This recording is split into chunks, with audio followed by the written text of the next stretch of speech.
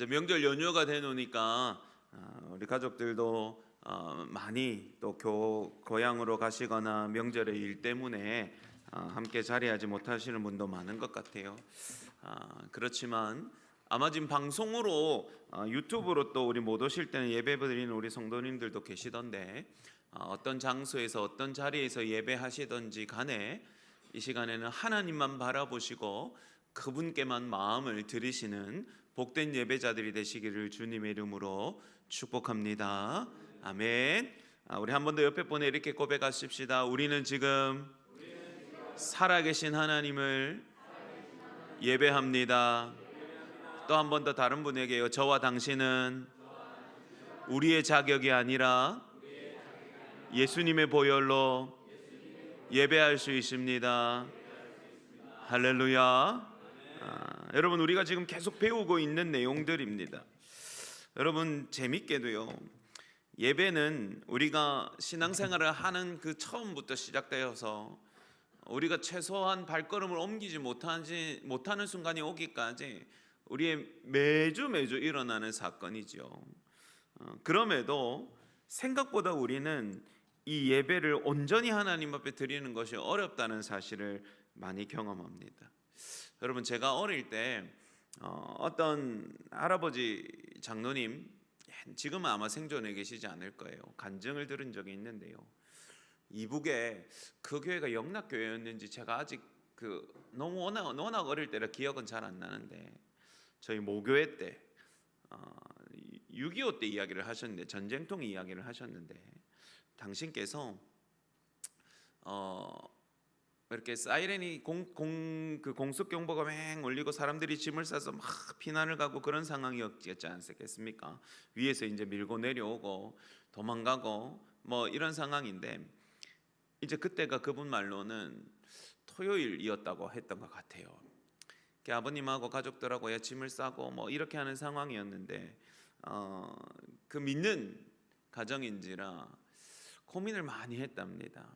내일이 주일인데 그래도 우리가 예배를 드려야 하는데 오늘 이렇게 급하게 우리가 피난을 떠나면 예배는 어떡하나.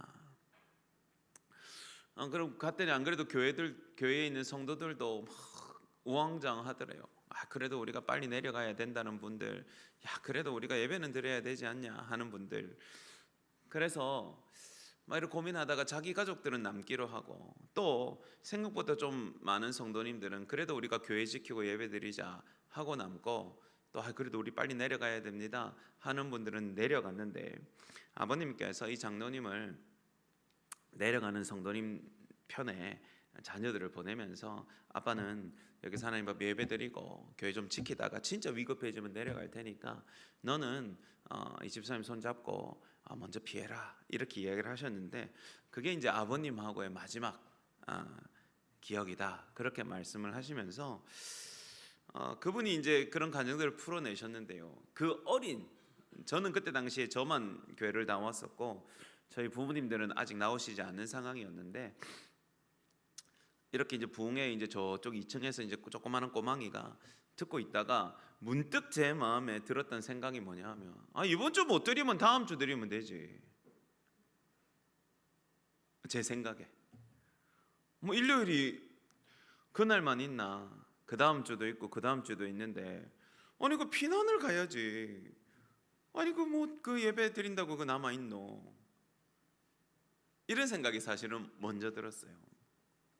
여러분은 어떠세요?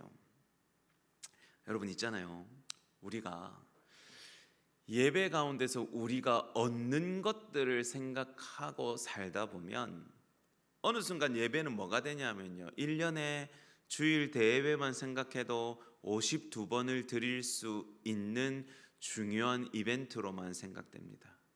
그러니 여러분, 52번이나 똑같은 예배가 있으니까 한 번쯤 못 드리면 어떻노? n분의 1 하면 한 번쯤 손해보는 거 괜찮지 않나? 여러분, 우리가 그렇게 생각하게 된다는 거죠. 그러면 여러분, 다음 주도 드릴 수 있는 그 예배를 위해서 어쩌면 생명이 위험할 수도 있는데, 피난에 동참하지 않고 교회에 남아서 그 다음 날 예배를 드리겠다고 고집한 성도들은 왜 그렇게 한 걸까요? 여러분 뭐가 다르냐면 따라해 봅시다. 예배를 향한 가치가 다르다. 우리가 어떻게 보느냐의 문제인데요. 여러분 우리가 지금 2월달 하고 있는 작업은 뭐냐 하면 어쩌면 우리가 세상에서 많은 것들하고 비교하여서 비슷하게 생각하고 있는 예배의 가치를 지금 다시 불어넣고 있는 작업이에요. 여러분 예배는요 1년을 52번 수요일 금요일까지 하면 150번이 넘는 예배 n분의 1. 그래서 여러분 평균적으로 좀 잘했냐 어땠냐, 아니면 어떤 예배는 설교가 좋고 어떤 예배는 찬양이 감동적이고 어떤 예배는 큰 교회에서 너무너무 감격적인 막 전율이 느껴지는 어떤 그런 형태로 드려지기 때문에 더 좋고, 뭐 우리 고향 가는 시골 교회 예배 혹은 우리 가족끼리 드리는 작은 예배는 그거에 비해서는 조금 별로야. 여러분 이렇게 가치가 매겨지는 것이 아니라는 이야기를 우리가 하는 겁니다. 그래서 여러분 처음 우리가 했던 게 뭡니까? 따라합시다. 예배의 시작은 위대하시고 거룩하신 하나님을 아는 것으로부터 출발한다. 여러분 그 말씀을 우리가 첫째에 한 이유는 뭡니까? 예배는 그냥 우리끼리 모이는 게 아니에요. 여러분 그러면 가치가 바뀌어지죠. 예배는 어떤 사람이 안 오면 잔소리하고 안 오면 목사님 보기에 조금 부끄럽고 안 오면 뭔가 내가 지켜야 되는 원칙을 안 지키는 것 같아서 가는 그런 게 아닙니다. 예배는 사실은 감히 가까이 갈 수도 없고 감히 경험할 수도 없고 감히 비교할 수도 없는 온 하늘과 온 우주의 주인이신 하나님 앞에 서는 것입니다. 할렐루야. 이걸 알아야 여러분 예배의 가치가 새롭게 세워집니다. 여러분 두 번째는 뭐였습니까? 따라해 봅시다. 예배의 자격은 다른 것으로 안 된다.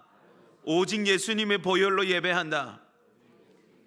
여러분 이게 우리 지난주에 배운 겁니다. 기억나십니까? 원래는 여러분 하나님 앞에 절대로 다가갈 수 없는 저와 여러분 죄인들입니다. 그 상징이 뭐라고요? 여러분 구약의 지성소를 가지고 있는 휘장이었다고 말했죠. 휘장이 높이가 얼마쯤 된다고요? 20m가 넘는다고요. 두께가 얼마라고 했습니까? 기억납니까? 이만한 천이라 그랬죠. 천이 아니라 막 엄청난 가닥으로 꼬여진 직조물이라 그래. 벽이라 그래서 거의. 그런데 예수님이 십자가에 죽으시고 피 흘리시고 몸 찢으실 때 어떻게 했다고요? 위로부터 아래로 찢어져서 벌려졌다 여러분. 커튼처럼 이렇게 열고 닫는 구조가 아니라 아예 벽처럼 한 장으로 쫙 쳐져 있기 때문에 여러분 속죄일에 대제사장이 들어갈 때도 옆이나 밑으로, 아마 밑으로 들어갔을 것 같아요. 밑으로 허리를 숙여서 그 무거운 천을 겨우 조금 비집은 다음에 들어가야 되는, 여러분 그런 건데 그 벽처럼 생긴 휘장을 위로부터 여러분 확 찢어서 벌어지게 하시고 열어놓으신 분이 하나님이시죠. 예수님의 피 흘리심, 예수님의 죽으심의 공로가 아니면 저와 여러분 아무도 하나님 앞에서는 예배를 드릴 수 있는 자격이 없는데, 예수님의 은혜의 보혈 때문에 저와 여러분이 오늘 하나님 앞에 예배할 수 있는 줄 믿으시기 바랍니다. 아멘. 그 여러분 가치가 달라지죠. 그렇기 때문에 여러분 예배의 가치는 그 예배에서 일어나는 어떤 일로 정해지는 게 아니에요. 아 오늘 예배는 조졌다. 왜 그렇습니까? 그래도 이건 나. 오늘 예배는 실패했다. 왜요? 제가 오늘 제대로 진짜 집중하고 전심으로 하나님 앞에 예배 못 드렸거든요. 여러분 이거는 그래도 괜찮아. 오늘 예배 별로다. 왜요? 오늘 우리 목사님 설교 절더라. 오늘 성가대 픽살이 나더라. 오늘 온도는 왜 그렇게 덥게 해갖고 하품이 나고 잠이 오고, 오늘은 와 그렇게 추워가지고 집중도 안 되노? 아니요 여러분. 예배는요 여러분 예배 안에 일어나는 일에 의해서 가치가 매겨지는 게 아니에요. 감히 하나님 앞에 설 수 없는데 섰다는 사실, 그리고 나의 힘이나 나의 자격이 아니라 예수님의 죽으심과 피 흘리심을 통하여 예배했다는 것만으로 여러분 그거는 세상의 어떤 자리와 어떤 순간과도 비교할 수 없는 값진 보화인 줄 믿으시기 바랍니다. 아멘. 이제 이해가 되시죠? 예배의 가치는 여러분 여기서 출발해야 됩니다. 그러면 여러분 그 하나님 앞에 설 수 없는 우리를 거룩하신 하나님이 불러주시고, 우리가 하나님 앞에 나아갈 수 없기 때문에 우리를 하나님 앞에 나아오게 하기 위해서 예수 그리스도가 피 흘리시고 몸 찢어서 우리에게 자격을 주셔서 오늘 예배에 나왔는데, 여러분 여기서 그러면 우리가 생각해야 될 것 따라해 봅시다. 나는 어떻게 예배하고 있는가? 여러분 예배가 이렇게 소중하고 비교할 수 없고 굉장한 값어치와 막대한 가치를 가지고 있는 것이라면 예배 시간에 조라가 됩니까? 안 되지요. 무감격하게, 무표정하게, 아무런 감흥 없이 예배하면 됩니까? 안 됩니까? 안 되지요, 여러분. 방금까지 내가 놓지 못했던 세상의 일에 마음이 바뀌어가지고 앉아가지고도 내가 가스불 껐나 안 껐나, 내가 문을 잠갔나 안 잠갔나, 냉장고 그거 꼭 안 닫으면 삐삐거리 샀는데 그거 내가 꼭 닫고 왔더나 생각하면 됩니까? 안 됩니까? 안 되죠. 안 되죠, 여러분. 그냥 단순하게 집중해라 이 말이 아닙니다. 여러분, 오늘날 저도 여러분도 사실은 이 땅의 대부분의 성도들도 진짜 크게 착각하고 예배드리고 있어요. 예배 시간이 보통 1시간, 1시간 5분, 1시간 10분, 주일날 약속 다 잡아놓고 할 일 다 잡아놓고 예배 시간에 앉아 있습니다. 근데 오늘따라 목사님이 설교가 기네요. 성도들이 뭐 보기 시작합니까? 핸드폰 시간 보기 시작합니다. 마음은 그때부터 말씀에 가 있지 않습니다. 아무리 늦게 끝나도 12시 20분에는 끝나야 내가 가야 될 때 갈 수 있는데, 목사 오늘 너무 긴데 햇말도 하고 이제 좀 끝냈으면 좋겠는데. 여러분, 정말로 이 예배 가운데 그게 가능한 일입니까?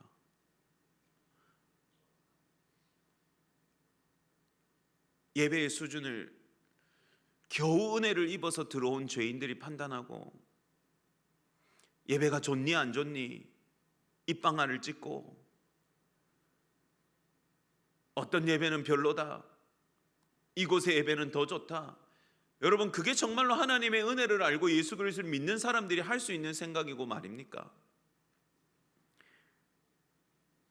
여러분, 오늘날 우리는 어쩌면 여러분 예배를 드리는 사람들이 아니라 심각하게 예배를 더럽히고 오염시키는 존재들로 이 땅에 앉아 있지는 않습니까? 그분이 찢으시고 피 흘려 놓으신 십자가의 길을 우리의 가볍고 우리의 어리석음으로 혼통 먹칠하면서 하나님 다니고 있는 저희들을 어떻게 하면 좋습니까? 여러분, 오늘날 우리가 진짜 크게 잘못하고 착각하고 있는 거, 여러분, 아니에요. 여러분, 혹자들은 말합니다. 오늘은 내가 좀 피곤해서요, 내가 좀 정신이 없어서요. 여러분, 그게 분명히 우리의 육체에 영향을 주지요. 근데 여러분, 김남준 목사님이 쓰셨던 예배의 감격에 빠져라는 책에 보면, 우리의 문제는 인생의 고단함이나 피곤함과 지침이 아니다, 내가 받은 은혜를 잊어버린 영적인 건망증이 문제다, 이렇게 말을 하고 있습니다.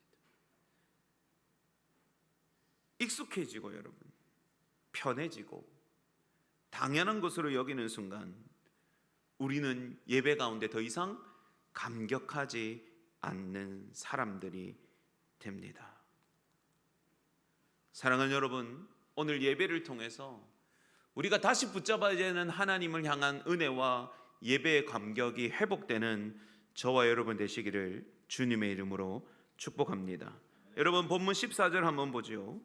그러므로 우리에게는 큰 대제사장이 계시니 승천하시니 곧 하나님의 아들 예수시라. 우리가 믿는 도리를 굳게 잡을지어다. 여러분, 이 말씀에서 출발합니다. 여러분, 오늘 저와 여러분이 하나님 앞에 서는 것, 우리가 믿는 예수 그리스도, 우리가 의지하는 대제사장이신 예수 그리스도, 그분을 믿는 믿음을 굳게 잡음으로 출발하는 줄 믿으시기 바랍니다.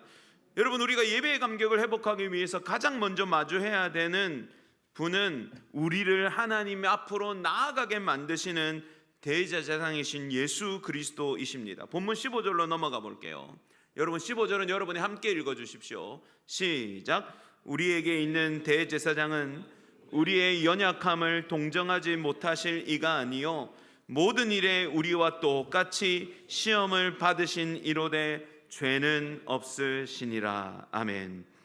여러분, 우리가 예배할 수 있도록 하시는 예수님은 어떤 분이시자 하면 하나님과 우리 사이를 연결해 주시는 유일하신 제일 큰 대제사장이십니다. 이건 여러분 어떻게 표현하면 좋냐 하면, 우리가 예배하는 것을 하나님을 만난다고 생각할 때 그냥 좀 비유적으로 표현하자면 그냥 만나는 게 아니에요. 오늘 예수님이 저와 여러분의 손목을 딱 잡는 거예요. 손 딱 잡고 야 가자. 어디 가는데요 주님? 아버지 만나러 가야지. 근데 주님 제가 준비가 안, 제가 이번 주에는 사실 조금 엉망이었거든요. 야 걱정하지 마라. 내가 있다 이가 온나. 그리고 우리 손을 딱 잡고 그 은혜의 아버지 앞으로 우리를 데리고 가는 거예요. 아버지, 야 왔습니다. 반겨주이소. 그리고 저와 여러분과 하나님을 만남 안에 이끌어 가시는 분, 그분이 예수님이란 말입니다. 그런데 여러분 아까 말했던 것처럼 주님 저는 준비가 안 됐는데요. 저는 이런 부분이 약한데요. 저는 이런 부분이 깨어졌는데요. 저는 아직도 이런 부분에 죄가 너무 많은데요. 여러분 이게 뭡니까? 우리의 연약함이죠. 여러분 그래서 오늘 히브리서 4장 15절은 우리의 대제사장이신 예수 그리스도는 멋이고 거룩하시고 크시기만 해서 능력만 있는 분이 아니라 따라봅시다. 능히 우리를 완벽히 알고 이해하시는 분이시다. 여러분 이게 중요합니다. 여러분 오늘 본문에 보니까 우리의 연약함을 동정하지 못하실 리가 아니다. 여기서 여러분 동정이라는 단어는 원어적으로 보면 함께 고통을 겪었다 이런 말을 하고 있습니다. 그러니까 그냥 아이고 안 됐다 딱 하다가 아니라 상대방의 아픔을 진짜 내 아픔으로 이해하는 것이 이 단어입니다. 그래서 오늘 본문에 보면 충격적인 이야기가 있는데요. 따라 봅시다. 모든 일에 우리와 똑같이. 여러분 이게 충격적인 말이죠. 예수님은 하나님의 아들이시고 하나님이십니다. 거룩한 보좌에서 온 만물을 주관하시는 분이십니다. 그런데 여러분 그분이 어떻다고요? 모든 일에 우리와 똑같이. 여러분 이게 놀라운 일이죠. 여러분 제가 여러분의 인생에 어려운 일, 아픈 일이 생길 때 제일 먼저 드는 두려움은 뭐냐 하면 나는 전심을 다해서 여러분을 위로하고 저는 제 마음에 있는 아픔으로 여러분에게 다가가겠지만 그게 정말 위로가 될까라는 생각들이 사실은 일어납니다.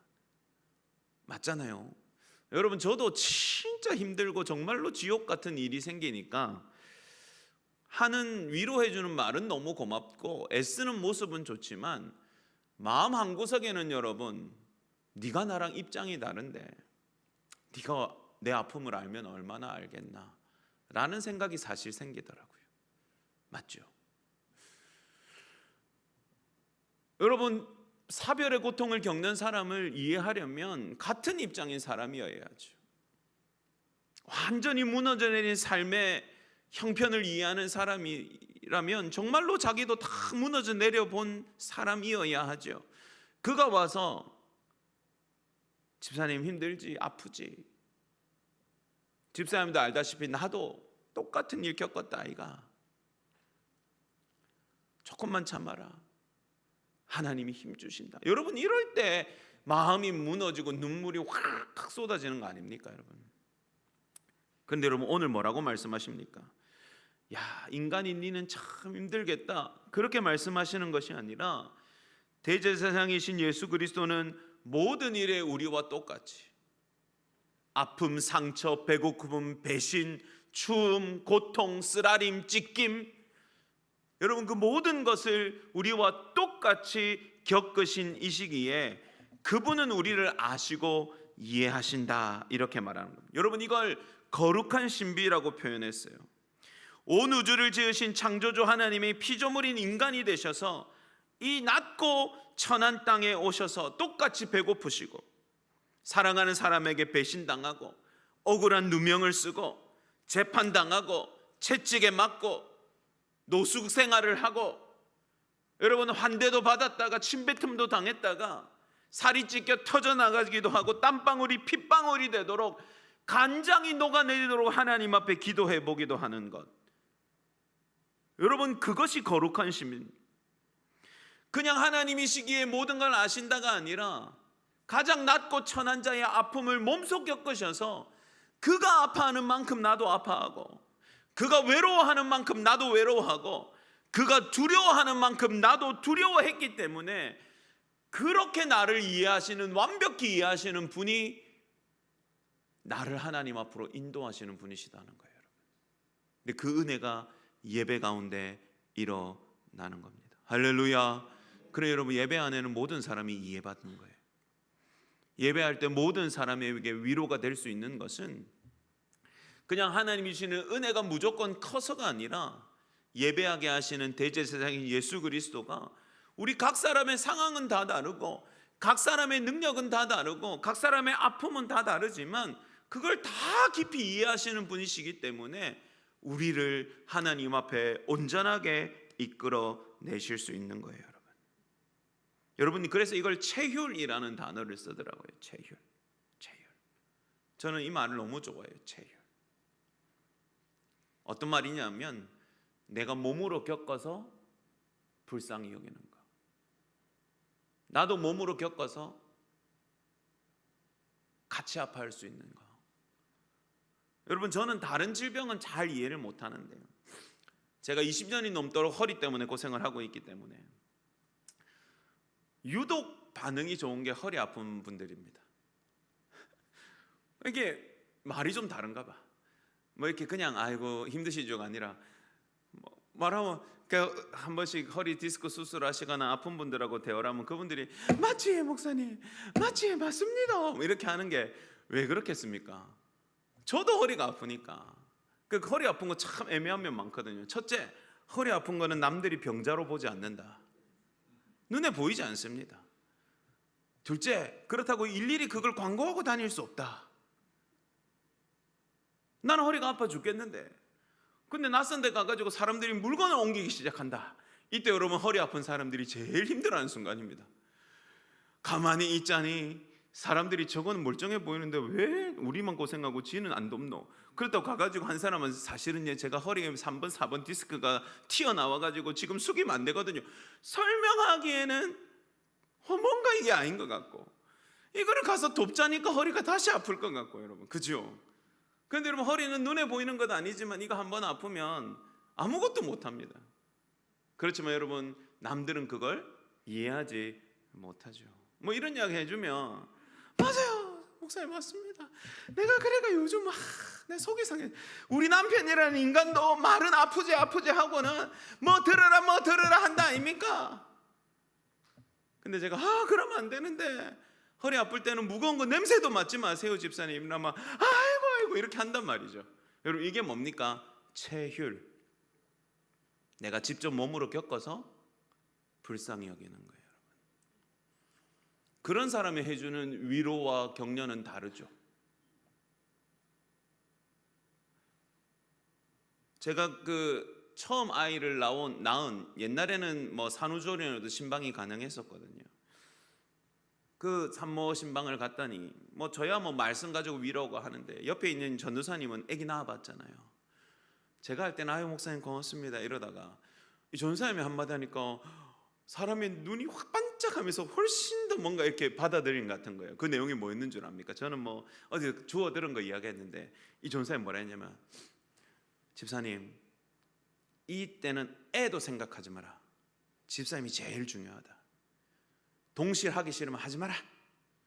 젖주기 싫으면 분유주의소 해라. 하여튼 당신만 생각해야 된다. 잘 묻고 편하고 절대 힘든 거 하지 말고 피곤해 죽겠거든 애도 맡겨놔라. 그거 하라고 산후조리원 있는 거 아이가?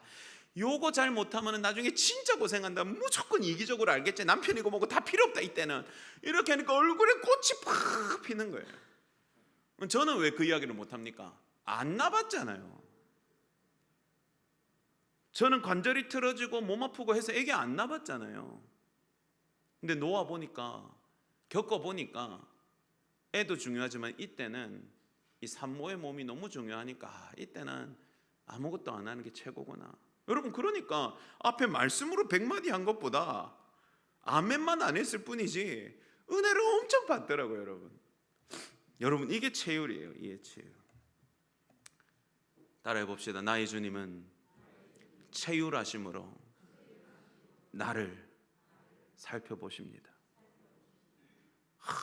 목사님 이 아픔은 아무도 모릅니다. 아니요, 아무도 모르지만 누구는 아십니까? 주님은 아십니다. 목사님 제 마음을 누가 알겠습니까?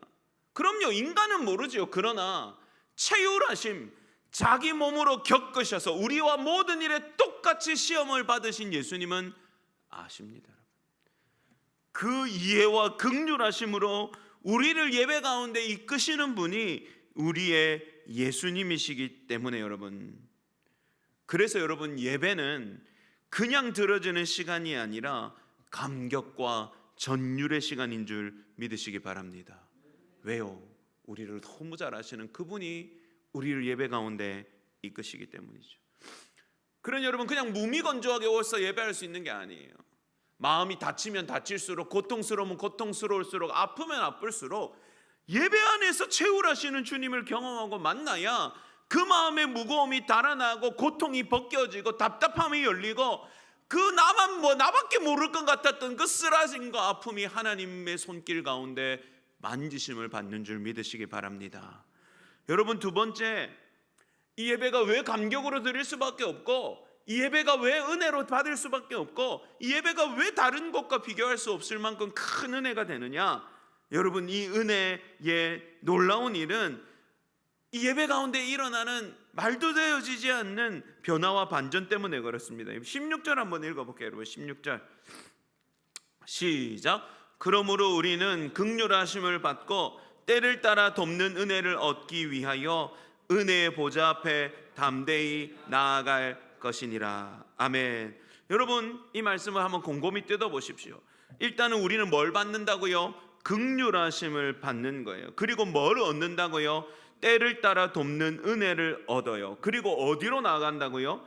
은혜의 보좌 앞에 담대히 나아간다. 여러분, 이 안에 다 들어있어요.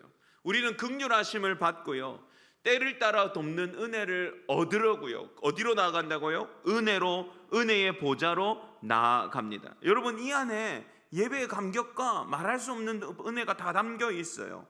여러분, 일단 첫 번째, 우리를 체휼하시고 우리보다 잘 아시는 예수님이 우리의 손을 잡고 나아가는 것이 어디냐면, 따라해 봅시다. 주님은 우리를 은혜의 보좌로 인도하십니다. 근데 여러분, 이 은혜의 보좌라는 이 단어가요, 여러분 사실은 어울리지 않는 단어거든요. 이건 사실은 굉장히 충격적인 단어예요. 왜냐하면 여러분, 하나님의 보좌는 원래는 여러분 죄악된 이 세상과 인간들이 타락한 이후에 이 보좌는 계시록에는 이게 전부 다 뭐로 나오냐면 심판의 보좌라는, 심판의 보좌예요. 하나님이 통치하시는 것이 보좌거든요. 하나님이 다스리시는 것이 보좌거든요. 원래 여러분, 예수님이 우리를 끌고 가시는, 예수님이 인도하심이 아니라 우리가 하나님 앞에 그냥 선다고 생각하면 여러분, 이건 심판의 보좌예요. 우리가 흔히 생각하는 죄인된 너는 영원한 벌을 받아라. 심판의 보좌예요. 두려움에 떨고 고통 가운데 떨어야 되는 보좌예요. 그런데 여러분, 그게 뭐로 바뀌었어요? 은혜의 보좌로 바뀐 거예요. 은혜의 보좌로 바뀐 거예요. 여러분, 이게 충격적인 반전이에요. 여러분, 이 장면을 이해하려면 출애굽기 25장에 있는 이것의 어떤 모형인 지성소의 이야기로 가야 됩니다. 여러분, 지성소 안에는 뭐가 있냐면 증거계 법궤가 있어요. 근데 법궤를 만드는 장면이 출애굽기 25장에 나오는데요, 이건 먼저 정금으로 이거 궤를 만들고 금으로 입힌 다음에 상자잖아요. 그 안에는 뭐가 들어있냐면 십계명 돌판이 이게 제일 핵심이에요. 십계명 돌판이 들어있어요. 그런데 여러분, 이 상자가 그냥 열려있는 상자가 아니라 그 위에 뚜껑처럼 뭘 내리앉히는데요, 여러분 이것도 금으로, 순금으로 만든 어떤 판을 하나 위에 덮어요. 근데 이거를 뭐라고 말씀을 하시냐면, 이름이 뭐라고 말하냐면, 따라해보세요. 속죄소라고 말해요. 속죄소. 이걸 속죄소라고 말해요. 법궤가 있고 그 위에 뚜껑을 만들어서 덮는데 그걸 속죄소라고 말해요. 그리고 그 위에는 우리가 그룹이라는 천사를 만들어서 천사의 날개가 이렇게 맞닿도록 장식을 답니다. 그리고 모세에게 하나님이 뭐라고 말씀하셨냐면, 여기서 내가 너를 만나고 속죄소 윗 고 증거계 위에 두 그룹 사이에서 내가 이스라엘 자손을 위하여 내게 명령할 모든 일을 내게 이르리라, 이렇게 말합니다. 여러분, 원래는 법궤가 세팅되어 있죠. 그러니까 원래는 율법의 고발이 일어나는 자리예요. 여러분, 하나님의 율법의 역할이 뭐냐 하면 하나님이 이렇게 하지 마라 해라, 그거에 빗대어서 우리의 죄를 드러내는 역할을 합니다. 그래요 여러분, 원래 이 하나님이 임재, 여기가 하나님이 임재하겠다고 말씀해도 여기는 하나님의 법이 떠받치고 있어요. 그래서 여러분, 원래는 공의로우신 하나님 앞에 나오는 죄된 존재들은 자신의 죄가 드러나고 발각되고 하나님의 심판을 받는 존재여야 돼요. 그런데 여러분, 그 법궤를 덮어서 가리는 역할을 하는 게 뭐라고요? 속죄소예요. 속죄소. 거기서 여러분 1년에 한 번 대제사장이 휘장을 지나서 들어간다고 했잖아요. 들어가서 1년에 한 번 하는 제일 중요한 일이 뭔 줄 아세요? 이 속죄소 두 그룹 사이에다가 피를 뿌리는 거예요. 피를 뿌리는 거예요. 그걸 여러분 대속죄일이라고 불러요. 그날은 이스라엘이 아무리 제사를 드렸어도, 이스라엘의 가장 높은 자부터 가장 낮은 자까지 아무리 수많은 제사를 드렸어도 그것이 영원한 제사가 아니기 때문에 미처 속죄하지 못한 죄나 그가 기억하지 못하는 거나 그가 부지중에 저질러서 알지도 못하는 모든 죄까지 몽땅 다 해결하고 씻어주시는 의미가 있는 것이 대속죄일인데요, 그때 대제사장이 들어가서 유일하게 하루 들어가서 그 속죄소 위에다가 양의 피를 뿌립니다. 그것으로 모든 죄인들의 죄가 해결되는 날인 거예요. 매년. 그럼 여러분, 이게 뭘 말해줘요? 원래는요, 율법이 죄를 드러나게 말하고 심판으로 인도해야 되지만 하나님이 그 위에 뚜껑을 만들어서 덮으신 거예요. 뭐의 뚜껑이에요? 이 율법의 고발을 보지 않겠다는 거예요. 율법이 우리를 낱낱이 고발하는 죄와 우리의 헛된 것들을 보지 않겠다는 거예요. 그리고 속죄의 의미를 닮은 뚜껑을 딱 설치해가지고 그 위에 핏부림을 통해서 율법이 아니라 그 피로 너희의 죄를 깨끗해 하겠다고 말씀하시는 겁니다. 할렐루야. 여러분, 이게 속죄소인데 여러분, 이 속죄소에 다른 이름이 있어요. 여러분, 이게 놀랍습니다. 이 다른 이름이 뭐게요? 따라해보세요. 시, 은, 좌. 이게 무슨 뜻이게요? 은혜가 베풀어지는 보좌. 그게 여러분 은혜의 보좌예요. 무슨 말인지 알겠죠? 원래는 죄의 고발이 일어나야 되는 곳이에요. 원래는 율법의 요구에 의해서 사기 백성들이 낱낱이 하나님 앞에 얼마나 잘못 살았는지가 드러나야 되는 자리예요. 심판과 죽음만 있으면 자리예요. 그러나 여러분, 그 위에 하나님이 시은자 은혜를 베푸시는 보좌를 탁 설치하시고 거기에 핏부림을 통해서 징벌과 심판과 정죄가 아니라 은혜를 베푸시는 일을 하겠다고 하나님의 보좌를 세팅해 놓으시는 거예요. 여러분, 그게 오늘 우리가 나아가는 예배의 모습이에요. 여러분, 오늘 우리는 은혜의 보좌로 나아가요. 그런데 그 은혜의 보좌는 원래는 심판의 보좌였어요. 감히 죄인 우리는 설 수 없어요. 그런데 예수 그리스도의 피 부르심을 통해서 심판의 보좌가 뭐로 바뀐 거예요? 은혜의 보좌로 바뀐 줄 믿으시기 바랍니다. 할렐루야. 예배는 여러분 그 은혜의 보좌에 나아가는 거예요. 그러니 여러분, 예수님 손잡고 나아갈 수밖에 없지요. 예수님의 보혈 힘입어서 나아갈 수밖에 없어요. 그거 없으면 은혜의 보좌가 아니라 심판의 보좌거든요. 그렇지만 예수님의 보혈의 공로 때문에 우리는 은혜의 보좌 앞에 나아가는 거예요. 여러분, 이게 놀라운 일이죠. 그러면 여러분, 이 은혜의 보좌에서 이 왕이신 그분 앞에서 어떤 일이 일어나냐 하면, 여러분 따라합시다. 때를 따라 돕는 은혜를 받습니다.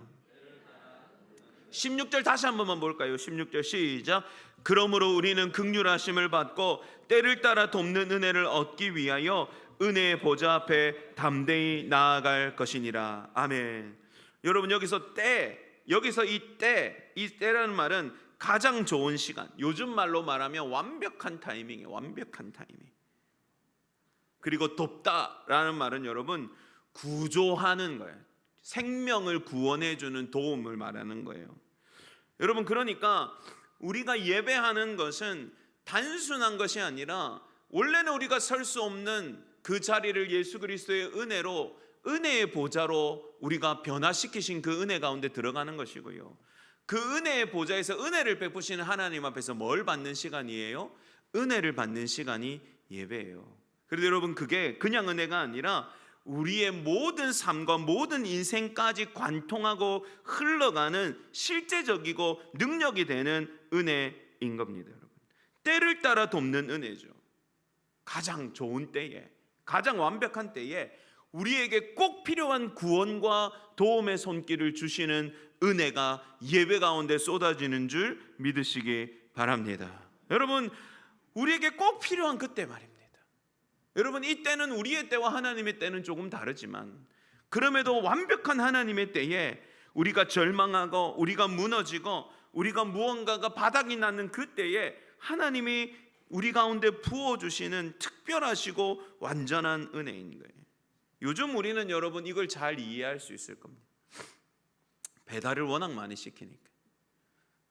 옛날처럼 뭐 음식 하나 먹으려면 이게 아니라 전화 띠리링 하면 뭐 20분이면 갑니다. 요즘은 어디까지 왔는지도 일일이 조사가 다 되더만요.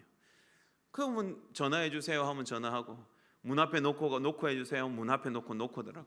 배달시키면 배달원이 음식 띠링 갖다 주면 그냥, 요즘은 공원에서든 바닷가에서든 여러분 어디 웬만한 산 등산 코스에서도 짜장면 배달받아서 다 먹는 시대 아닙니까?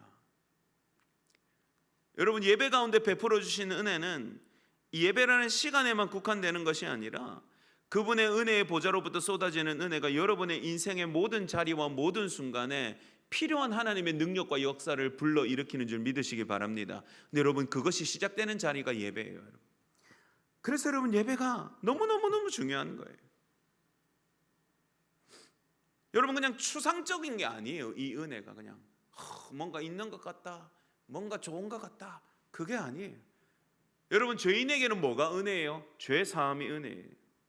생명의 위기에 처한 사람은 뭐가 은혜예요? 생명의 구원이 은혜예요. 먹을 것이 당장 없는 가난한 자에게는 뭐가 은혜예요? 먹을 것 하나 주시는 것이 은혜예요. 입을 옷이 없는 자에게는 뭐가 은혜예요? 옷을 얻는 것이 은혜예요. 여러분, 전쟁터에서 적군의 칼 앞에 목이 놓여 있는 사람은 여러분, 자기를 돕는 장수의 칼 한 번 휘두름이 은혜인 거예요. 실제적인 은혜예요. 여러분, 실제적인 은혜예요. 당장 내일부터 시작되는 한 주간의 삶이 피곤하고 고단하고 힘든 사람, 견뎌낼 인내력이 없는 사람, 흔들리는 영적인 굳건함이 없는 사람, 질병과 고난 속에서 하루하루를 이겨내야 되는 힘과 은혜가 필요한 사람, 그들에게 주시는 하나님의 때를 따라 돕는 은혜. 할렐루야. 모두에게 필요한 만큼, 모두에게 필요한 순간 하나님의 손길과 도우심이 닿는 것, 여러분, 그것이 은혜의 보좌에서 베풀어 주실 은혜입니다. 그러니까 예배는 하나님께 도장 찍으러 오는 시간이 아니라 사실은 험한 세상을 살아가는 매일매일 순간순간 우리에게 필요한 도우심과 채워주심을 경험하고 그거 은혜의 베품의 시작을 상징하는 순간이 주일의 예배인 겁니다. 그럼 여러분, 오늘 예배하는 저와 여러분을 위해서 하나님은 월요일치, 화요일치, 수요일치, 목요일치 다 준비해 놓으시는 거예요. 하나님 앞에 온전하게 예배하는 자들을 통하여 그 은혜의 물꼬들이 흘러가는 줄 믿으시기 바랍니다. 제가 말씀을 맺겠습니다. 여러분, 예배는 이렇게 소중하고 귀하고 우리에게 은혜가 되는 순간인데요, 원래 죄인이 절대 다가갈 수 없는 성소의 휘장은 예수 그리스도의 죽으심으로 찢겨졌지만 오늘 여러분, 저와 여러분에게 남아있는 휘장이 있어요. 하나님 앞에 온전하지 못하게 하는 휘장요. 따라해 봅시다. 내 안에 자아의 휘장이 있다. 왜 우리가 감격 없이 예배하는가? 왜 우리가 예배 드릴 때마다 마음의 상태가 다른가? 왜 우리가 은혜를 잊어버리고 왜 우리의 태도가 바뀌어져 가고 왜 우리가 예배 가운데 시큰둥해지는 순간이 있는가? 우리가 스스로 휘장을 치고 있기 때문입니다. 때로는 여러분 교만합니다. 때로는 체면치레합니다. 어떤 때는 여러분, 하나님이 열어놓으신 은혜의 길 가운데 하나님의 말씀을 들을 때 내가 애통하고 후회하고 놀라고 좌절하고 두려워해야 되는데 여러분, 그걸 체면이라는 휘장이 가려버리는 겁니다. 울컥하고 내 마음에 뭐가 들어오는데, 내가 나이가 많고 진득한 신사인데 내가 여기서 울어서 되겠나? 부끄러움이 훅 하고 치러 들어오는데 내가 예수를 몇 년이나 믿었는데 내가 여기서 부끄러운 티를 내면 되겠나? 그리고 여러분, 체면의 휘장을 쳐버립니다. 교만의 휘장을 쳐버립니다. 세상 근심이라는 휘장, 이것만큼은 내가 하나님이지만 양보하고 싶지 않다는 고집이라는 휘장, 여러분, 자존심. 정작 여러분, 우리가 절대로 찢어낼 수 없는 휘장은 예수 그리스도가 자신의 몸 찢으심으로 완전히 열어놓으셨는데, 막힘없이 하나님 앞에 달려나가서 그 은혜의 보좌에서 우리가 필요한 은혜를 다 얻으면 되는데, 여러분, 어리석은 우리의 자아가, 우리 안에 있는 마음에 남아있는 찌꺼기들이 여러분 다시 또 다른 휘장이 되어서 우리가 하나님 앞에 완전히 예배에 뛰어들지 못하도록 막고 있는 거예요. 육신의 연약함, 피곤함, 삶의 분주함, 집중되지 못함, 여러분, 이 모든 것이 예배를 방해하는 휘장이 되고 있지는 않습니까? 여러분, 예배는 앉아서 드리지만 예배는 여러분 나를 던져 넣는 시간이에요. 나를 하나님 앞에 던져 넣는 시간이어야 합니다. 체면 차리고 뭔가 이런 거 전혀 없어야 돼요. 여러분, 은혜의 보좌 앞으로 두 팔 벌려 나를 안으시는 그분께 던져 넣어야 돼요. 던져 넣어야 돼요. 여러분, 마치 어린 자녀가 조그만할 때는 아빠를 보면 뛰어와가지고 몸을 날립니다. 아빠가 아이쿠 하고 받아주죠. 던져는. 근데 여러분, 이 애들이 점점 크면 어떻게 됩니까? 아빠를 반기지도 않습니다. 자기를 던져 넣지 않습니다. 그리고 나중에는 뽀뽀하라고 하면 극혐한다 그러고, 손잡으라 하면 요즘 누가 손잡고 다녀요? 자존심, 체면. 여러분, 자라면서 그건 관계 속에 일어나는 일이지만 아빠 입장에서 어떻게 느껴지는 줄 아세요? 서운합니다. 야, 이게 벌써 컸다고 나랑 내외하네. 우리 형장누님 딸은 아직도 아빠한테 그렇게 자기를 던져 넣는 딸이지만, 장로님 나중에 그렇게 아빠하고 머리 들미들던 것들이 멀리서 그냥 고개만 까딱하고 말도 잘 안 걸고 그러면 있잖아요, 나라를 잃는 기분입니다. 근데 여러분, 예배는요 체면 없어요. 내가 오늘 살려고 아버지 앞에 나왔고, 내가 사랑하는 아버지 앞에 모든 걸 해결받기 위해서 나왔고, 나를 사랑하시는 그분의 품에 팍 안기로 나왔는데 체면이 어디 있습니까? 자존심이 어디 있습니까? 다른 게 무슨 의미가 있습니까? 여러분, 주님은 그 불가능한 휘장 찢으시려고 자신의 몸을 찢으시고 피 흘리셨는데, 정작 우리가 하나님 앞에 가면을 쓰고 휘장을 쓰고 앉아서야 되겠습니까? 사랑하는 여러분, 예배의 감격을 회복하시고 하나님 앞에 뛰어드는 예배로 하나님을 기쁘시게 하는 저와 여러분, 우리 부산 충무교회가 되기를 주님의 이름으로 축복합니다.